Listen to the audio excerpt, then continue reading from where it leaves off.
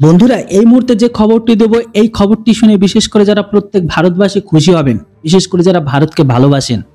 যারা ভারতকে ভালোবাসেন না তাদের ব্যাপারটা আলাদা, কেননা এই খবরটি যখন আমি পেয়েছি তারপরে থেকে বিশ্বাস করুন আমার মনের ভেতরে অনেক আনন্দ। শোনার পরে আপনাদেরও আনন্দ পাবে, কেননা মোটামুটি থাম্বনেলে দেখে খবরটা বুঝেই গেছেন যে কারণে তো আপনারা ছুটে এসেছেন না।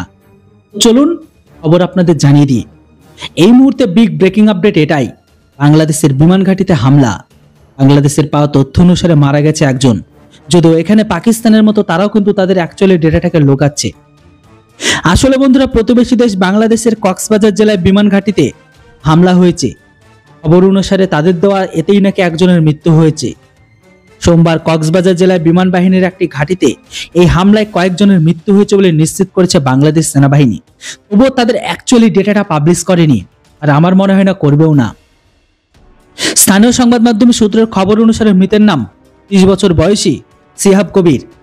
তিনি একজন স্থানীয় ব্যবসায়ী যাকে গুলি করে খুন করা হয়েছে বলে অভিযোগ। হামলার সময় তিনি গুলিবিদ্ধ হন।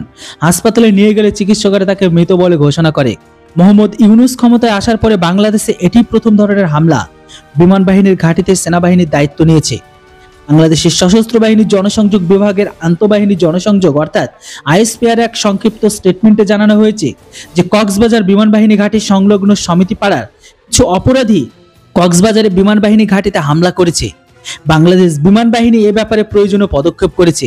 জানাতো এটাও গিয়েছে, ভূমি বিরোধের কারণে বিমান বাহিনীর সদস্য এমনকি স্থানীয় বাসিন্দাদের মধ্যে সংঘর্ষে কয়েক ঘন্টার পরে হামলার ঘটনাটি ঘটে যায়। বিএস নিউজের স্টেটমেন্ট অনুযায়ী কক্সবাজার জেলার প্রশাসক মোহাম্মদ সালাউদ্দিন নিশ্চিত করেছে যে সোমবার দুপুরে স্থানীয়দের সাথে বিমান বাহিনীর জওয়ানদের মধ্যে সংঘর্ষ হয়েছে। সালাউদ্দিন আরো বলেন, উভয় পক্ষের সঙ্গে আলোচনার মাধ্যমে সংঘর্ষের কারণ অনুসন্ধান করে প্রয়োজনীয় ব্যবস্থা নেওয়া হবে।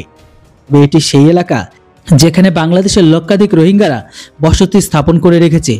এক স্টেটমেন্ট অনুসারে বলা হয়, বাংলাদেশের কক্সবাজার জেলায় বিভিন্ন ক্যাম্পে 10 লাখেরও বেশি রোহিঙ্গা শরণার্থী বসবাস। স্থানীয় আধিকারিকদের মতে জমি নিয়ে বিরোধের জেরে সংঘর্ষ শুরু হয়। এরপরে দুই পক্ষের মধ্যে সংঘর্ষ সহিংস রূপ নেয়। স্থানীয় লোকজন সেনা জওয়ানদের লক্ষ্য করে পাথর ছুড়তে থাকে। সেনা জওয়ানরা পাল্টা জবাব দেয়, এতে উভয় পক্ষের লোকজন আহত হয়। আধিকারিকরা এই কথা উড়িয়ে দেননি যে মৃতের সংখ্যা আরো বাড়তে পারে। আপনাদের এটাও বলে দিই, অ্যাকচুয়ালিটি মেন যে দুই পক্ষের মধ্যে সংঘর্ষ অর্থাৎ সেনাবাহিনীর সাথে কি কারণে ঝামেলা বা বিমান বাহিনীর সাথে কি কারণে ঝামেলা বা সেখানকার স্থানীয় বা লোকালিটিগুলো কেনই বা এয়ারফোর্সের উপর হামলা করলো সেটা পর্যন্ত এখনো ক্লিয়ার নয়। তবে এতটুকু জেনে রাখুন যে এখনকার পাওয়া আপডেট অনুসারে বাংলাদেশের এয়ারফোর্সের ঘরের ভেতরে যে হামলা হলো এটাতে কিন্তু এটিতে বাংলাদেশের বিমান বাহিনীর সাথে যুক্ত সেনাদের অনেকে কিন্তু মারা গেছে। এখনো পর্যন্ত পাকিস্তানের মতো বাংলাদেশে লোকাচ্ছে। যেটা হোক, এর উপর আপডেট বেরিয়ে আসলে আপনাদের ডিটেলসে জানিয়ে দেবো। আর এটাতে কোনো সন্দেহ নেই, প্রত্যেকবারের মতো এবারও কিন্তু লোকাবে। একটু ভেবে দেখুন, ডক্টর ইউনূসের আমলে বাংলাদেশের ঘরের ভেতরে আরো কত কিছু আপনারা দেখতে পাবেন।